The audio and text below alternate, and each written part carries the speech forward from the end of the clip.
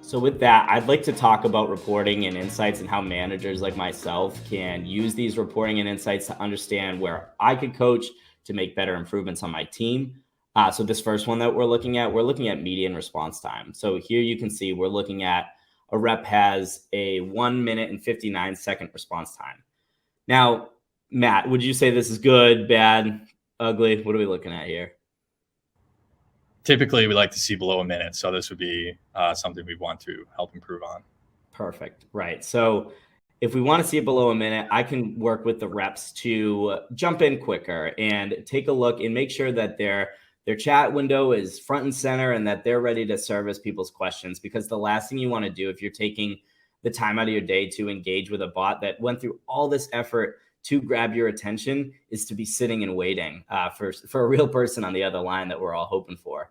So this is just like one of the metrics. We have some more metrics on the next slide for you. We can take a look at the entire team and see how they're ranking against one another. You can see the median conversation length that is right there on the second column. I think this is a really cool one because we can focus on making sure that we're getting prospects and customers and buyers what they need quicker. If you look down towards and you have these longer conversations, we may not be servicing these people in the right medium. You know, these may be conversations that we could be opening up for more in-depth Zoom meetings and actually just get right to it rather than trying to get it all done right there. In the end, we're not trying to, make sure that we've done all of the discovery. We're trying to be speed to lead, capitalize on now, like Matt said, and we're trying to get people down the deal cycle as quick as possible. So another quick look at some of these things. I can look at the total conversations, the overall median conversation length, and I think a really powerful one is when are the most conversations happening?